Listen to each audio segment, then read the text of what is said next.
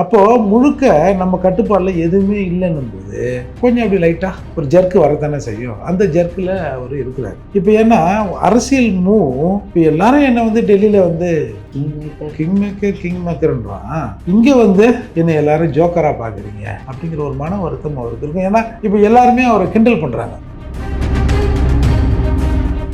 வந்து கிளியே இல்லாதவங்களுக்குலாம் 8 சீட்டு அப்படின்னு நேரடியாக தான் சொல்கிறாரு. சார் மறுநாளே அவர் கூட கையை பிடிச்சின்னு எவனா நிற்பாரா சார்? யாராவது நிற்பாங்களா சார்? அடையோ உன் கையை அங்கே கூடியா, உன் கையை கூடியா அப்படின்னா வேற கையையாவது வாங்கி வச்சு தூக்கணும். 2 பேரும் ஒன்றா அதை அப்போ பார்க்கும்போது நேத்தான் இந்த ஆள் இப்படி சொன்னான். எந்த திராவிடம் சேரிக்கு எதிரானது, திராவிட கட்சிகள் சேரிக்கு எதிரானது அப்படின்னு சொன்னீங்களோ அதே வாயால் திராவிடத்தை பாதுகாக்க எத்தனை உயிர்களை வேண்டுமானாலும் பலி கொடுக்க தயார் அப்படின்னு சொன்னீங்க. அது என்ன லாஜிக்கு? திட்டமிட்டு அண்ணன் சீமான் மீது இன்றைக்கு ஒரு பொருளை கிளப்பப்படுகிறது. இவர் வந்து திமுக கூட பைண்டிங் ஆகிட்டாரு, திமுக கூட காசு ஆகிட்டாரு அப்படி இப்படின்னு எல்லாரும் பேசி ஏற்கனவே அந்த இன்னொரு இறப்புக்கு போனதுலேருந்து அப்படியே அந்த பேச்சு வருது. நாக்கை தெங்கு போட்டுக்கொண்டு பதவி ஆசைக்காக, பிற நன்மைக்காக, பல விஷயங்களுக்காக, உட்காரத்துக்கு சீட்டு இல்லை சோபாக்காக அப்பெல்லாம் போய் ஆதவர்ஜன் கூட நிற்கிறீங்கல்ல. இன்னைக்கு வளர்ந்தவர் எங்களை வளர வைப்பார் அப்படின்னு நினைக்கிறீங்கல்ல. அப்போ அது என்ன கேட்டால் அது வந்து அரசியல் நாகரிகம், அரசியல் பண்பு, அரசியல் மாண்பு அப்படிலாம் சொல்றீங்களா? முன்னாடி செஞ்சதெல்லாம் நினச்சி பார்த்தோம்னா அடுத்த வருங்காலம் எப்படி இருக்குன்ற ஒரே பயமாக இருக்குதுன்னு ஒரு அருமையான பாட்டு. அந்த பாட்டை கேட்டாலே கண்ணுக்கு கலங்கிடும். அந்த மாதிரி கண்டிஷன்ல இவங்க வந்துட்டாங்க. முன்னாடி செஞ்செல்லாம் நினச்சி பார்த்தா எப்பா சாமி அப்படின்ற மாதிரி ஆயிட்டாங்க. வந்து பழனியில் 100 கோடி மாதிரி சார் தவறான் சார். அது இந்த போன ஆட்சியில் கிட்னிக்கு ஏதோ சொன்னாங்கல்ல, கிட்னி திருட்டு இல்லை, கிட்னி முறைகேடு. அந்த மாதிரி இது வந்து ஊழலோ லஞ்சமான நடந்துச்சுங்க.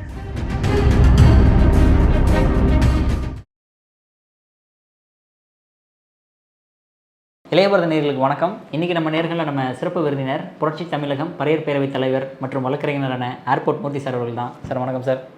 சார் இது திருமாவளவன் சார், அதாவது உங்கள் அண்ணன் வந்து ஏதாவது காலாவதியான மாத்திரை ஏதாவது சாப்பிட்டாரா என்ன? நேற்று பேசும்போது அதாவது தாவேக்காவும் திமுகவும் கூட்டணி வைக்கணும், பாஜகவை எதிர்த்து அப்படின்னாரு. இன்றைக்கி பார்த்தோம் அப்படின்னு பார்த்தீங்கன்னா திமுகவும் பாஜகவும் கூட்டணி வைக்க போது கூடிய விரைவில் அப்படின்றாரு சார். ஏதாவது பிரச்சனைகள் ஏதாவது? காலாவதியான மாத்திரை எதுக்கு யூஸ் பண்ணுவாங்க தெரியுமா? தெரிஞ்சு தான் கேட்குறீங்களா, தெரியாமல் கேட்டீங்களா? அந்த கொஸ்டின் தெரியாமல் தான் சார். வடிவேல் காமெடி தான் சார் கேட்டேன் நான். விவேக் காமெடி. காலாவதியான மாத்திரையா? காலாவதியான மாத்திரைகளை பெரும்பாலும் ட்ரக் யூஸுக்காக யூஸ் பண்ணுவாங்க, போதைக்காக. உதாரணத்துக்கு இப்போ இந்த பில்ஸ்லாம் இருக்குல்ல, டெலிவரி ஆகுதுல்ல, அப்போ வந்து ஒரு மாத்திரை கொடுப்பாங்க. அந்த மாத்திரை வந்து ரொம்ப பெயினாக இருக்கிறத அது வந்து இது பண்ணும். அதை வந்து எக்ஸ்பைரி டேட்டுக்கு பிறகு அதை யூஸ் பண்ணோம்னா அது ட்ரக் ஆகிடும். அது அந்த போதை மாத்திரை பயன்படுத்தியவர்கள் கைது, அதனால அது ஒரு டைப் ஆஃப் மாத்திரை. சரி, அதனால் அப்படி கேட்டிங்களான்னு பார்த்தேன். இல்லை சார், இதனால் அந்தளவுக்கு திடீர்னு மாற்றி பேசிட்டு இருக்காரு, என்ன பிரச்சனை? இல்லை, அது இன்னும் தெரில. இந்த பேசுகிறவனுங்களாம் ரொம்ப வாய்க்கொழுப்பு தான். ஒவ்வொருத்தன் அவர் வந்து எவனோ ஒரு ஆள் சொல்லிக்கிறார், பைத்தியம் ஆகிட்டாரு, திருமாவளவனுக்கு பைத்தியம் பிடித்து விட்டது, அசால்ட்டாக சொல்கிறானோ.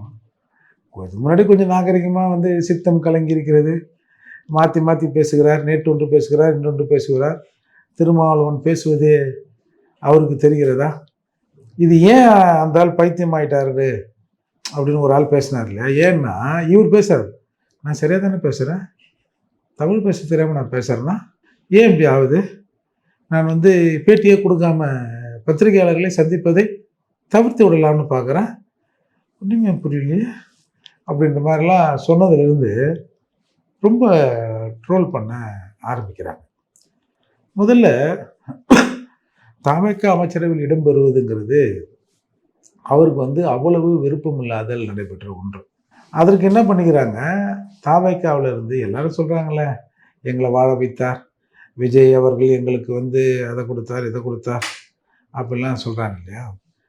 அதில் வந்து இவங்க வந்து முதல்ல நாங்கள் வெளியிலேருந்து ஆதரவு, இதை கம்யூனிஸ்ட் என்ன பண்ணுறாங்களோ அதை தான் நாங்கள் பண்ண போகிறோம் அப்படின்னு சொன்னாங்க. சரி, வெளியிலேருந்து ஆதரவுன்னாங்கல்ல, அப்புறம் ஏன் வந்து நாங்களே உள்ளுக்குள்ளே வந்து பூந்து ஒரு பெட்ஷீட்டுக்குள்ளே அப்படின்னாங்க தெரியுமா? அது என்ன, இப்போ அவரே சொல்கிறாரு, நாங்கள் வந்து எனக்கு விருப்பம் இல்லை, அதற்கு அடுத்த கட்டத்தில் இருப்பவர்கள் அதை வலியுறுத்தி தான் நான் வந்து போகிறேன், அமைச்சரவைக்குள்ளே போகிறேன்னாரு. இன்னொரு இன்டர்வியூவில் நான் வந்து காட்டுமன்னாருக்குள்ளே நிற்கிறேன்னு உடனே முதல்ல என்ன நிர்பந்திக்கலை, யாரும் சொல்லலை, நானாக எடுத்த முடிவு அப்படிலாம் சொல்லிட்டு அப்புறம் வந்து இல்லை எம்ஆர்கே கேட்டார், ஏவாவேலு கேட்டார், நீ இதில் வந்து ரிசைன் பண்ணினா அப்புறம் சிதம்பரம் ரிசைன் பண்ணிட்டீங்கன்னா அதையே ரிசைன் பண்ணிட்டு இங்கே வந்து நிற்கிற, ஏன் உனக்கு ஓட்டு போடணும் அப்படின்னு நாங்கள் இங்கே சொல்ல வேண்டியிருக்கோம். அதுக்கப்புறம் சிதம்பரத்தில் போய் ஏன் தெரியுமா அவர் ரிசைன் பண்ணிட்டாரு அப்படின்னு சொல்ல வேண்டியிருக்கோம். அதால் வில் கிவன் பெட்டர் சாய்ஸ், நீங்கள் ஒன்று பண்ணுங்க, உங்களுக்கு வேண்டியவங்க உங்கள் சொந்தக்காரங்களை யாரையாவது ஒருத்தர் ஒரு தொகுதியில் நிற்க வச்சு நீங்கள் ஜெயிக்க வச்சுருங்க. அப்புறம் இந்த 1.5 வருஷம் இந்த பீரியடு எம்பி பீரியடு முடிஞ்ச உடனே கொசுக்குன்னு அங்கே போய் வாமா அப்படின்னு அவங்கள ரிசைன் பண்ண வச்சுட்டு அங்கே இடைத்தேர்தல் நின்று நீங்கள் சட்டமன்றத்துக்குள்ளே வந்துடலாம் அப்படின்னு ஆர்டர் கொடுத்தாங்க. சரி, இராணுவ கட்டுப்பாட்டு மிக்க இயக்கம், இந்த சிந்தனை செல்வன் ஒருத்தர் இருக்கிறாரு, அவர் பேசுகிறத பார்த்தோம்னா உண்மையிலேயே இராணுவத்தில் கமாண்டாக இருந்துட்டு வந்தார் பொழுது. அந்த கமாண்டிங் அந்த யார் அந்த சிந்தனை செல்வன், இளவரசன் திவ்யா அந்த விஷயத்தில் இளவரசன் வந்து ஒரு சூசைட் நோட் வச்சுருந்தான், அதை வந்து ஒரு பையன் கொடுத்தான், நான் 3 நாளாக நான் ஒரு மக்கு பாக்கெட்லேயே வச்சுருந்தேன் அப்படின்னு எஸ்பி கிட்ட எடுத்து சூசைட் நோட்டை நீட்டினேன் அந்த சிந்தனை செல்வன். அவர் இது இராணுவ கட்டுப்பாட்டு மிக்க இயக்கம். சரி, இராணுவ கட்டுப்பாடுனா டூனா டூ தானே, டைனா டை தானே. ஆனால் யாராவது நின்று ஜெயிச்சிட்டாங்கன்னா நீ ரிசைன் பண்ணால் ரிசைன் பண்ண மாட்டாங்க, உங்கள் சொந்தக்காரங்களே யாராவதுன்னா பிரச்சனை இல்லை அப்படின்றதுக்காக என்ன நெருங்கிய உறவினரை நான் நிற்க வச்சேன் அப்படிலாம் சொல்கிறார் இல்லையா. அப்போது அந்த மாதிரி மனநிலைக்கு வந்துட்டார். அப்போ எப்படி இதுக்குள்ளே போனாங்கன்னா அதுதான் நான் சொன்னது, எங்களுக்கு இன்றைக்கி வந்து நான் வந்து கிட்டத்தட்ட ஒரு 30-40 வருஷத்துக்கு முன்னாடி ஆரம்பித்து அதிகாரத்தில் பங்குன்ன மூப்பனார்கிட்ட. யாருக்கிட்டயா? மூப்பனார். ஆமாம், மூப்பனார் பயங்கர பெஜாராகிட்டார். அப்போ உங்களுக்கு ஞாபகம் இருக்கும், அப்போ தினமலரில் ஒரு கார்ட்டூன் போடுறான். அப்போது மூப்பனார்கிட்ட, கருப்பையா மூப்பனார்கிட்ட யாரும் இல்லை, கிருஷ்ணசாமியும் திருமாவளவன் மட்டும்தான் கூட்டணி. அப்போது சொந்த காலில் நிற்கிறோம் அப்படின்னு மூப்பனார் ஒரு ஸ்டேட்மெண்ட் விட்டார். 2 கட்டக்காலை போட்டு பேண்டேஜ்லாம் போட்டு இப்படி சிச்சுவேஷன் ஊனி நிற்கிற மாதிரி ஒரு கார்ட்டூன் தினமலர் போட்டாங்க. அப்போ சொன்னாராம், சூப்பரையா, எப்படியாவது உங்களுக்கு தோணுச்சு இந்த ஒரு படத்தில், அதாவது துணி தைக்கிற ஆளுக்கு இப்படி சிந்தனையான்னு எல்லாம் ஊரில் பொறாமன்னு கவுண்டமணி ஜோக் இருக்குல்ல, இந்த இதை தேங்காயெல்லாம் காட்டி மாங்காயை காட்டிலாம் கேட்பாரு, அந்த மாதிரி அவர் சொல்கிறாரு. அப்போது இதுலேருந்து என்ன தெரியுது, அப்போ எப்படி இவங்க வந்து அமைச்சரவைக்குள்ளே போனாங்க, எங்களுக்கு வந்து அங்கீகாரம் கொடுத்துட்டாரு, ஆட்சி அதிகாரத்தில் பங்கு கொடுத்துட்டாரு விஜய்லாம், இன்றைக்கி பீத்திக்காரங்களா எல்லாம் சும்மா. அதில் இருக்கிற ஒரு முக்கியமான நபர், இது விஜய்க்கு தெரிஞ்சு நடந்ததான்னு தெரில, அதுக்கான வாய்ப்பும் இல்லை. அதில் இருக்கிற ஒரு முக்கியமான வளர்ந்த மனிதர் ஒரு ஆளை பிடிக்கிறார் விசிகாவில். பிடிச்சி மாப்பிள்ள என்ன இது இப்படி இருக்கிற பார்த்துக்கலாம், இந்தா உன்னை பிடின்னு சொன்னதாகவும் பாதியை கொடுத்து கீழே இருக்கிறவங்களுக்கு எல்லாரும் கொஞ்சம் அவங்க கணக்கில் இருப்பாங்கள்ல எல்லாருக்கும் கொடுத்து நாம் வந்து அதிகாரத்தில் பங்கு வரணும், இது ஒரு சான்ஸு, மந்திரி சேவை இல்லாமல் வந்து பங்கேற்கணும் அப்படின்னு சொல்ல வையே அப்படின்னு சொல்லி சொல்கிறார்ல. நான் விரும்பவில்லை, எனக்கு அடுத்த கட்டமாக நிர்பந்தித்தால் நான் வந்து மந்திரி சேவையில் வந்துட்டேன்னு. அப்போ வந்து இது எதாச்சியாக நடக்குது போலகுது அப்படின்னு அவர் நினச்சிருந்துருக்காரு. அப்புறம் தான் எங்கள் அப்பா குதிரைக்குள்ளன்ற மாதிரி வெளியே வந்த உடனே அவர் மீது நடவடிக்கைலாம் எடுத்துருக்குறாங்கன்னு வச்சிங்களேன். அப்போது முழுக்க நம்ம கட்டுப்பாடில் எதுவுமே இல்லைன்னும் போது கொஞ்சம் அப்படி லைட்டாக ஒரு ஜர்க்கு வரத்தானே செய்யும். அந்த ஜர்க்கில் அவர் இருக்கிறார். இப்போ ஏன்னா அரசியல் இப்போ எல்லாரும் என்னை வந்து டெல்லியில் வந்து கிங் மேக்கர்ன்றான், இங்கே வந்து என்னை எல்லாரும் ஜோக்கராக பார்க்குறீங்க அப்படிங்கிற ஒரு மன வருத்தம் அவருக்கு இருக்கும். ஏன்னா இப்போ எல்லாருமே அவரை கிண்டல் பண்ணுறாங்க, பிகாஸ் அவரோட ஸ்டாண்டு. நேற்று ஒன்று பேசுகிறாரு, இன்றைக்கி ஒன்று பேசுகிறாரு. அந்த வைக்கோ கூட வந்து கிளையே இல்லாதவங்களுக்கெல்லாம் 8 சீட்டு அப்படின்னு நேரடியாக தான் சொல்கிறாரு. சார் மறுநாளே அவர் கூட கையை பிடிச்சின்னு எவனா நிற்பாரா சார், யாராவது நிற்பாங்களா சார்? அடையோ உன் கையை அங்கே கூடியா, உன் கையை கூடியா அப்படின்னா வேறு கையையாவது வாங்கி வச்சு தூக்கணும். 2 பேரும் ஒன்றா. அது அப்போ பார்க்கும்போது நேத்தான் இந்த ஆள் இப்படி சொன்னான். உண்மையிலேயே வந்து நிறைய இடத்துல விடுதலை சிறுத்தைகள் கிளைகள் இருக்குது, அதை நம்ம மறுக்க முடியாது. கம்பேர் டு விசிக்கா பம்பரம் ஒன்றும் கிடையாது, ஸ்பூனும் கிடையாது, அந்த இது முள்ளும் கிடையாது, ஒன்றும் கிடையாது. அது சும்மா பேருக்கு பம்பரம். அப்படி இருக்கிற கட்சி சொல்லும்போது கூட இவர் ஒன்றிருந்து நிற்கிறாரு. அதே மாதிரி நிறைய விஷயங்களை வந்து தாவேகா கிட்ட போய் கெஞ்சி வாங்குறாரு. அதை கொடுங்க இது கொடுங்கன்னு ஒரே நச்சரிக்கிறாரு. இவருனாலே எல்லாரும் உஷாருப்பா, நான் அந்த பக்கம் போகிறேன்ப்பா அப்படின்னு போகிறாங்கன்ற மாதிரிலாம் இன்றைக்கி செய்திகள் வருது இல்லையா? அப்போ பல நிர்பந்தம் பண்ணி எனக்கு அத்தனை கொடுங்க, இது கொடுங்க, வாரியத்தை கொடுங்க, அதை கொடுங்க, இதை கொடுங்க அப்படின்னு சொல்கிறாரு. என்னமோ வந்து விஜயோட ஆட்சி அதிகாரத்தில் வந்து வருவதற்கு இவங்க வந்து ஒரு பில்லர் மாதிரி இருந்த மாதிரி அதில் வந்து பங்கு கேட்குறாங்க அப்படிங்கிறது எல்லாரும் இன்னைக்கு விமர்சனம் பண்ணும்போது அவர் கொஞ்சம் அப்படி சித்தம் கலங்கி இருக்கிறார். அதுக்கு நம்ம அந்த வார்த்தையை பயன்படுத்தக்கூடாது. ஏன்னா மாற்றி மாற்றி பேசினா அதுக்கு அர்த்தம் அதானே. அதால இந்த குழப்பமற்ற அரசியல் சூழலால் அண்ணன் குழம்பி இருக்கிறார். நீங்கள் தப்பாக யாரும் நினச்சிக்காதீங்க. பட் அப்படி சொன்னாலும் கூட சார், இப்போ எல்லாமே திடீர்னு எதிர்கட்சியில் ஸ்டேஜ் போனா கூட வந்து சண்டை போட போகிறதில்ல, பார்த்து சிரிச்சுட்டு கை குலுக்கிட்டு போகிறாங்க. அதே மாதிரி தான் சீமான் அவர்களும் ஸ்டாலின் அவர்களும் ஏதோ கல்யாணத்துக்கு போகிறாங்க. என்ன அவரெல்லாம் என்ன சிலையே உடைப்புன்னு சொன்னார், அவரு கூடலாம் உட்காந்துக்கிட்டு இருக்கீங்க, என்ன விரோதின்றீங்க அப்படின்ற மாதிரிலாம் சொல்கிறாரு சார். இப்போ திராவிட கட்சிகள் சேரிக்கு எதிரானவை. திமுகவின் ஒவ்வொரு தாழ்த்தப்பட்டவனையும் கருணாநிதிக்கு எதிராக திருப்ப வேண்டிய காலகட்டம் இது. கருணாநிதியின் சாம்பலும் சேரிக்கு எதிராக இருக்கும். என்னவா? சாம்பலும் சேரிக்கு எதிராக இருக்கும். கருணாநிதி இறந்து அந்த சாம்பல் அது கூட சேரிக்கு எதிராக இருக்கும்னு பேசுனீங்க. உங்களை வந்து அவர் கூப்பிட்டு பக்கத்தில் வச்சுக்கலாம், லெப்டினன்ட் கர்னல் சொல்லியா வந்து எத்தனை உயிர்களை பலி கொடுத்தேனும் திராவிடத்தை நாங்கள் காப்பாற்றுவோம். எந்த திராவிடம் சேரிக்கு எதிரானது, திராவிட கட்சிகள் சேரிக்கு எதிரானது அப்படின்னு சொன்னீங்களோ அதே வாயால் திராவிடத்தை பாதுகாக்க எத்தனை உயிர்களை வேண்டுமானாலும் பலி கொடுக்க தயார் அப்படின்னு சொன்னீங்கல்ல, அது என்ன லாஜிக்கு? இதே கருணாநிதி அவர்களையும் ஸ்டாலின் அவர்கள், கருணாநிதி அவர்களை ஸ்டாலினோட கொஞ்சமாக திட்டிருப்பாரு, கருணாநிதி அவர்களே ஏக வசனத்தில் பேசினவர் தானே இவர். அப்போ அங்கே போய் வந்து எப்படி இது? இப்போ மருத்துவரை என்னென்னமோ பேசுகிறாரு. அதே மருத்துவர் ஒரு காலத்தில் என்ன சொன்னார், எங்கள் அப்பா கூட என் கூட உட்காந்து 1 மணி நேரம் எனக்கு பரிமாணத்தில்லை, எங்கள் அப்பாவை விட தாண்டி இல்லை எங்கள் அப்பா மாதிரி என் கூட பக்கத்திலே உட்காந்து 1 மணி நேரம் எனக்கு உணவு பரிமாறினார் அப்படின்னு சொன்னார். அப்புறம் அதே வகையில் தான் குச்சி கொளுத்தி அப்படின்னு சொன்னார். அப்போ இதெல்லாம் அரசியலில் சகஜம் தானே.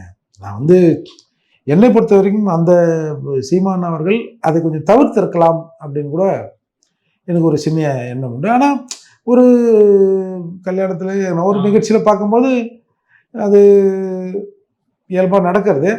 ஏன்னா திட்டமிட்டு அண்ணன் சீமான் மீது இன்றைக்கு ஒரு பொருளை கிளப்பப்படுகிறது. இவர் வந்து திமுக கூட பைண்டிங் ஆகிட்டாரு, திமுக கூட காசு வாங்கிட்டாரு அப்படி இப்படின்னு எல்லாரும் பேசி ஏற்கனவே அந்த இன்னொரு இறப்புக்கு போனதுலேருந்து அப்படியே அந்த பேச்சு வருது. அப்படி இருக்கும்போது அதை கீழ்மட்டத்தில் எல்லாரும் பேசிப்பாங்களே, இன்னும் அவங்க தலைவர் நேற்றுக்கு வாங்கிட்டாராம அப்படின்னு எல்லாரும் இயல்பாக பேசிப்பாங்கல்ல.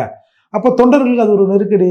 நம்ம எல்லாருக்கும் போய் சொல்ல முடியாது இல்லையா, ஒரு கல்யாண நிகழ்ச்சிக்கு போனோம், பார்க்க தான் செய்வோம், போக தான் செய்வோம் அப்படின்ற மாதிரி. சார் அவர்கள் அண்ணன் சீமானோட ஒரு நெருக்கமாக அவர்கள் இருக்கிற மாதிரி காட்டுவதற்கு அவங்க பார்ப்பாங்க சார், கட்டி பிடிப்பாங்க, 2 முத்தம் கூட கொடுக்கறதுக்கு வருவாங்க சார்.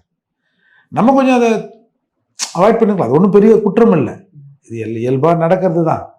பட் ஆனால் கீழ்மட்டத்தில் அதை இவங்க வேணும்னே இதை வந்து கிளப்பி விடுறாங்க. இப்போ பாருங்கள், பொது வேட்பாளர் அண்ணன் சீமான் சார், இது நடக்குமா சார்? இது இவங்க ஒரு 40-50 வருஷமாக கட்சி நடத்துகிறாங்க. நான் 100ஆண்டு விழாலாம் கொண்டாடினாங்கல்ல, அப்போ கூட சொன்னார்ல, அம்மா 2 கூட நான் 3ஆவது நான் இருப்பேன்பா அப்படின்னு அண்ணன் சொன்னார்ல. அப்போது அப்படி இருக்கிற ஒரு பாரம்பரியமான கட்சி அது, ஒரு பெரிய கட்சி அதிமுக. இவங்க 2 பேரும் பா நீ நில்ல அப்படின்னு சொன்னாங்கன்னா பொலிட்டிக்கலாக அவங்களுக்கு அது அசிங்கமா இல்லையா? அதுக்கப்புறம் நாங்கள் யார் தெரியல அப்படின்னு கேட்க முடியுமா? அப்போ அதற்கு அண்ணன் சீமானும் ஒத்துக்க மாட்டார். நான் கூட அண்ணன் சீமான்கிட்ட இந்த கூட்டணி சம்மந்தமாக பேசுகிற போது நான் கொஞ்சம் நெருக்கமாக, மற்றவங்க யாரும் அப்படி பேசியிருக்க மாட்டாங்க தான் நான் நினைக்கிறேன். பேசும்போது என்ன நம்ம யாருன்னா போய் நல்லவங்க ஒரு நாள் திட்டிட்டு இல்லை இந்த தடவை இவங்களுக்கு கொஞ்சம் ஓட்டு போடுங்க அப்படின்னு நம்ம சொல்லுவோம் அப்படின்ற வாதத்தை தான் நான் வச்சார். அதை நான் சொல்லியிருப்பேன். நான் எங்கேயாவது ஒரு இடத்துல எங்கேயாவதுனா நான் திமுகவில் அதிமுகவை தான் நான் மைண்ட் பண்ணி தான் அவரோட வெளிப்படையாக பேசினேன். நான் அதிமுகவுடைய ஒரு கூட்டணி வைக்கணும்னு சொல்கிறதுக்கும் அந்த காரணம் எனக்கு சரியாகுது, கூட்டணி வேணான்னு அண்ணன் சொல்கிற காரணமும் சரியாகுது. அப்போது இது வந்து காலம்தான் முடிவு பண்ணணும்னு கூட சொல்லியிருப்பேன்னு வச்சிங்களேன். அப்போது இந்த மாதிரி மூவே நடக்காது இல்லை. இதைத்தான் வந்து இவர் சொல்கிறாரு, இன்னும் பேனாவெல்லாம் உடைக்கிறேன்னாரு, இப்போ நான் பேனா அவசியமாக கட்டித்தரேன்னாரா, என்னது இது? அப்போது ஒன்று சொல்கிறார், பாபு பனையூர் பாபுவை கூப்பிட்டு நீங்கள் கட்சியில் சேர்த்துக்கிட்டீங்க, சிநேகமாக இருந்தீங்கிறோம், இதுலேருந்து ஒரு சீட்டை உருவிட்டீங்க அப்படின்னு சொல்கிறாருல்ல. அப்போது இப்போ ஆதவர்ஜனா எங்கே இருந்தார்? திமுகவில் இருந்தார். கூப்பிட்டு விசிகாவில் கொடுத்தீங்க, மாநாடெலாம் நடத்துறீங்க. அப்போ அவங்க வச்சுக்க மாட்டாங்களா? சரி, அங்கேருந்து நேராக தாவக்கா போனார். அப்போது நாக்கை தொங்க போட்டுக்கொண்டு பதவி ஆசைக்காக, பிற நன்மைக்காக, பல விஷயங்களுக்காக, உட்காரத்துக்கு சீட்டு இல்லை, சோபாக்காக அப்போல்லாம் போய் ஆதவர்ஜன் கூட நிற்கிறீங்கல்ல. நீங்கள் வளர்ந்தவர் எங்களை வளர வைப்பார் அப்படின்னு நினைக்கிறீங்கல்ல. அப்போ அது என்ன கேட்டால் அது வந்து அரசியல் நாகரிகம், அரசியல் பண்பு, அரசியல் மாண்பு அப்படிலாம் சொல்லுவீங்களா? அந்த மாதிரி இது ஒரு சாதாரண நிகழ்வு. அதுக்கு உடைக்கிறோன்னாரு, அவரை கூப்பிடுறீங்க, நான் வந்து எவ்வளோ நாளாக அவங்க கூட இருந்தேன் அப்படின்றது எப்படி அது சரியாக இருக்கும்? அவருக்கு சார், அவர் வந்து அரசியலில் இன்றைக்கு ஒரு இன்செக்யூராக ஃபீல் பண்ணுறார். பொதுவாக விஜய் அவர்கள் அரசியல் இன்றைக்கு எல்லாரையும் சம்பிக்க வைத்திருக்கிறது என்பது ஒரு உண்மை. நாங்கள் சும்மா குறுக்கு நடுக்கு கத்தினுங்கிறோம், போகிறோம், ஓடுறோன்னு வச்சுங்க. இன்றைக்கு அம்பேத்கர் மூவ்மெண்ட் மட்டும்தான், இந்த மாதிரி ஒடுக்கப்பட்ட மக்கள் இயக்கங்கள் தான் அங்கே ஒன்றும் இங்கே ஒன்றுமா சில அட்ராசிட்டி நடக்கிற போது போய் அங்கே போய் நிற்கிறதும் பேசுறதுமா இருக்குமே தவிர, பெரிய கட்சிகள்லாம் இன்னைக்கு வந்து நிசப்தமாயிட்டாங்க. லண்டன்லங்களையும் போயிட்டு ஆமாம், திமுகவுக்கு செஞ்ச ஒரு இளையராஜா பாட்டு இருக்குது. முன்னாடி செஞ்சதெல்லாம் நினச்சி பார்த்தோம்னா அடுத்த வருங்காலம் எப்படி இருக்குன்ற ஒரே பயமாக இருக்குதுன்னு ஒரு அருமையான பாட்டு. அந்த பாட்டை கேட்டாலே கண்ணுக்கு கலங்கிடும். அந்த மாதிரி கண்டிஷனில் இவங்க வந்துட்டாங்க. முன்னாடி செஞ்செல்லாம் நினச்சி பார்த்தா எப்பா சாமி அப்படின்ற மாதிரி ஆயிட்டாங்க. அப்போது இதில் டிராவேக்கா வந்து ஒரு கிளவராக ஒரு வேலையை செஞ்சுருக்காங்க. திமுக நம்மளை எதிர்த்தா, ஏய் போடா யோகியா வரான், சொம்பெடுத்து விடா உள்ள அப்படின்னு சொல்லிடலாம். அதே அலிகேஷனை அதிமுக வச்சா நம்ம பதில் சொல்கிறது கொஞ்சம் சிரமமாக இருக்கும். ஏன்னா 5 ஆண்டுகளுக்கு முன்னால் ஆட்சி செஞ்சவர்கள், நம்ம மேலே அவங்க ஒன்றும் பெருசாக அலிகேஷன் சொல்ல முடியாது. அதால் ஓடுறா அதிமுகவை பார்த்துருவோம் இருந்தால் தானே வந்து தலையெட்டி பார்ப்பாரு. கீழே குஞ்சி யாருக்குறான் எவங்கிறான் என்ன பாரு அப்படின்னு எடப்பாடியார் தலையை கீழே குனிய வச்சிட்டாங்க. இது ஒரு இடைக்காலம் தான் வச்சுங்க. பட் அந்த பிளான் இருக்குல்ல, அருமையான பிளான் அது. இது எவனுமே யோசிச்சிருக்க மாட்டார். கருணாநிதி கூட அரசியல் சாணக்கியர், அவர் கூட இந்த மாதிரிலாம் யோசிச்சிருக்க மாட்டார். ஆனால் ஒரு விஜய் அவர்கள்கிட்ட இருக்கிற டீம் வந்து இதை கரெக்டாக செஞ்சு கதை முடிச்சிட்டாங்கல்ல. இப்போ டெய்லி அவங்களுக்கு அவங்க பிரச்சனை, இந்த சனிக்கிழமை அவன் போவான், அந்த சனிக்கிழமை அவன் வருவான், அடுத்த சனிக்கிழமை யார் புக் பண்ணிக்கிறாங்க? சினிமாவில் டிக்கெட் புக் பண்ணுற மாதிரி இன்னும் கொஞ்ச நாள் போனால், இப்போலாம் ட்ரெயினில் டிக்கெட்லாம் 1 மாதத்துக்கு முன்னாடி புக் பண்ணால் தான் கொஞ்சம் லாங்கெல்லாம் கிடைக்குது. அப்படி ஆகிடும் பொழுது தாவக்காவில் போய் இணையறதுக்கு வெரி கிளவராக அதை பண்ணாங்க.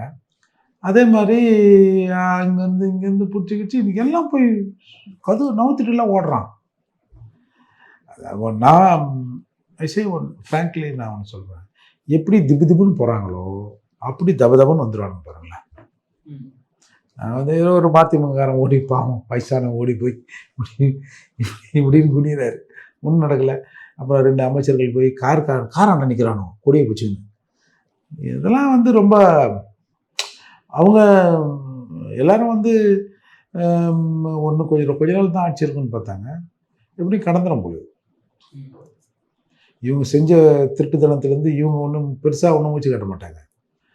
அது எடப்பாடியாருக்கும் ஏகப்பட்ட இன்டர்னல் பாலிடிக்ஸ், அதில் அவர் கொஞ்சம் ரீஜெனரேட் ஆகி வர்றதுக்கு கொஞ்ச நாள் ஆகும்.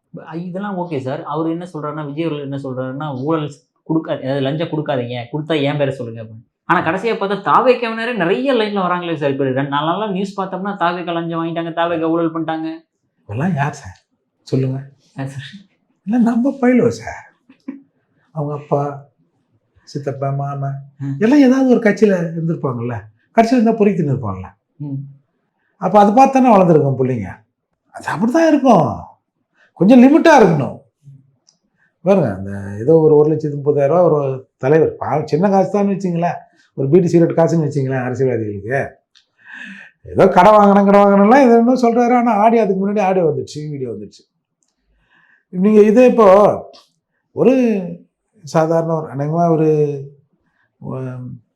இருக்கோன்னு நினைக்கிறேன், ஒரு 1,30,000 ஏதோ வாங்கியிருக்காரு. அதுக்கு அவரை இன்னைக்கு கைது பண்ணிட்டாங்க. இப்போ வந்து அரசு வழக்கறிஞர் போட்டதில்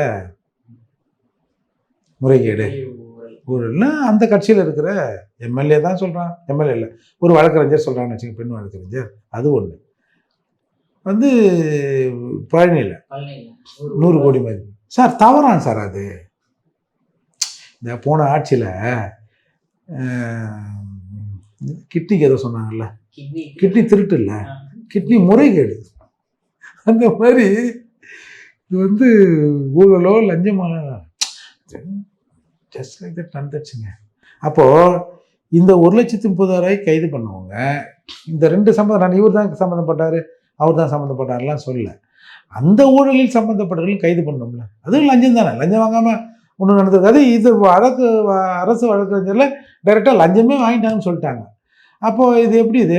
இந்த நம்ம இவன் படத்தில் யாரவன் சங்கர், இந்த ஈபியில் வேலை செய்கிறவன், ரோட்டோர வேலை செய்கிறவன், அவன் லஞ்சம் வாங்கினான்னு வச்சுக்க, அவனை போய் கேட்டு இருப்பாங்க. அந்த மாதிரிலாம் இது இருக்குது. அப்போது இதை பற்றிலாம் வந்து நம்ம விஜய் அவர்கள் பேசக்கூடாது. இன்றைக்கி வந்து வேற ஒருத்தர் கூட ஏதோ ஒன்று பேசியிருக்காரு, இந்த மண்ணு தராங்கல்ல, மண் எடுக்கிறது, அதெல்லாம் மிகப்பெரிய டோட்டலாக பெரிய அமௌண்ட்டு வந்து தலைமை வரைக்கும் போகும். அது எல்லா ஆட்சியிலும். அதெல்லாம் நீங்கள் அந்த அந்த இதெல்லாம் டக்குனு போய் ஒரு 25,000 கோடி போட அப்படின்னா நம்மளால எழுத முடியாது. எழுதிட்டு 1, 10, 100, 1000, 10,000, லட்சம், 10 லட்சம் போட்டோன்னே 1 லட்சத்துக்கு 5 செய்யப்படுறா 6 செய்யப்படுறா தெரியலையே அப்படின்ற அப்படின்ட்டு தான் நம்ம எல்லாருமே இருக்கிறோம். அப்படி இருக்கும்போது என்னென்னவோ சொல்லுவாங்க அந்த மண்ணில். இன்றைக்கு வந்து எல்லா மணல் குவாரிகளையும் இன்றைக்கி அனுமதி தந்ததாக செய்திலாம் வருது. ஏற்கனவே இடி மூடியது 40,000 கோடி மணலில் திருடியிருக்காங்கன்னு ஏற்கனவே கடந்த ஆட்சியில் வந்தது. அப்போது அந்த கலெக்டருக்கெல்லாம் நாங்கள் அனுப்ப மாட்டோம் அப்படிலாம் சொன்னாங்க. அப்புறம் அந்த இன்வெஸ்டிகேஷனும் நடக்குது இல்லை. அப்போது பெரும் பணம் இதில் மண்ணில் இருக்குது. இப்போ இவங்களாம் நல்லதுன்னு தான் நினைக்கிறேன். ரொம்ப காவேரியில் தண்ணி வராது நல்லது பொழுது, சிவகுமார் தரத்துக்கு வந்து விட்டுறாத தண்ணி, நாங்கள் மண்ணல்லுங்கிறோம், எங்கள் வயிற்றுல மண்ணை போட்டுறாத அப்படின்னு கூட இவங்க நினைப்பாங்கல்ல. தண்ணி இருந்தால் மண் எடுக்க முடியாது, மண் எடுக்க விட்டுட்டோம், நமக்கு வேண்டியவங்களுக்கு என்னவோ மண் எடுக்க விட்டுட்டோம்னு வச்சிங்களேன், மண் எடுத்துனுக்குறாங்க. தண்ணி வந்தால் என்ன அந்த பிஸ்னஸ் கட்டும்ல, மண் போட்டுடலாம் அந்த பிஸ்னஸில், அப்படி கூட இவங்க நடைபெறதுக்கான வாய்ப்பு இப்போ உண்டாக்கியிருக்குல்ல. அதால் இது நடக்க தான் சார் செய்யும், எல்லா ஆட்சிகளும் நடக்க தான் செய்யும். யாரும் இங்கே காமராஜரும் இல்லை, கக்கனும் இல்லை. எல்லாரும் வந்து கிடைக்கிற வரைக்கும் சுருட்டணும் அப்படின்னு பார்க்குறவங்க தானே. இப்போ இல்லை, இது ப்ராக்டிக்கலாகவும் எம்எல்ஏ அமைச்சர்கள்லாம் நிறைய செலவு இருக்கும். நான் என்ன சொல்கிறேன், ஒவ்வொரு அமைச்சருக்கும் ஒரு 10 லட்ச ரூபா கொடுத்துடலாம். ஆமாம், வந்து பொருளுக்கு சோறு வாங்கிக்கூடியா. எம்எல்ஏக்கு ஒரு 5 லட்சம், அமைச்சர்களுக்கு ஒரு 10 லட்சம் அரசாங்கமே கொடுத்துடலாம்.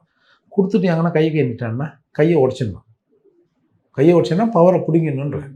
ஏன்னா ஒரு நாளைக்கு ஒரு 100 பேர் வருவான் சார் அமைச்சர் பார்க்கலாம். ஆமாம் சார், தொகுதியிலேருந்து வருவான். என்ன பிடிங்க வந்தாங்க, எம்எல்ஏ ஆட்சியில் கூட மூடி வச்சுக்கிறான். எம்எல்ஏ எங்கே போயிட்டானா, ஆமாம் ரூம் திறந்துக்கிறது 2 நாளாக பசியும் பட்டி வந்து தண்ணியை குடிச்சு வந்துருக்குறேன், ஊர் பக்கம் வரட்டும், திருப்பி ஓட்டுக்கிட்டு கேட்க வரட்டும் அப்படின்னு இயல்பாக ஜனங்க சொல்லுவாங்க. அவங்க தூரத்துன்னு வரவங்க சாப்பாடு, அந்த பஸ் ஃபேரு, அது இதுன்னு ஏதாவது செய்யணும்ல. அப்போ இவர் வாங்கல சம்பளத்தில் நோட்டுவார். அதால் இது இயல்பாக நடக்கும். இதில் கொஞ்சம் மனசாட்சியோடு நடந்துங்க அப்படின்னு தான் நம்ம சொல்கிறோம். அதால் ஊழல்லாம் நடக்காது நாங்கள் 100%, அதை யார் சொல்லணும், வேறு யார் தான் சொல்லலாம். நடிகர்கள், லாட்ரி சீட்டு விற்றவர்கள், இதே பலவீனமானவர்கள் மாதிரி இவங்க சொல்கிறது சரி இருக்கு. இப்போ விஜய் அவர்களுக்கு இதுக்கு மேலே நமக்கு பணம் வேணான்னு கூட நினைக்கலாம். ஆனால் எல்லாரும் அதை மனநிலையில் இருப்பானா. நீங்கள் ஒரு எம்எல்ஏ கிட்ட அமைச்சர் எடுக்கலாம், என்ன அவங்க சிஎம் வந்து காசு வாங்கக்கூடாதுங்கிறாரு. அவருக்குன்னா அவர் ஒரு 500,000 கோடி வச்சுருப்பாரு. நாங்கள் இப்போ தானே வந்துக்கிறோம், என் பொண்டாட்டி அந்த காரில் போவோனா இந்த காரில் போவானவா அப்படின்னு. இது இயல்பு தானே. அதால் இது நடக்க தான் செய்யும். நாங்கள் வந்து ரொம்ப 100% அப்படி இருக்கிறோம்லாம் யாரும் சொல்ல முடியாது. உங்கள் அற்புதமான கருத்தில் இளையவரிடம் பகிர்ந்திருக்கு. மிக்க நன்றி சார்.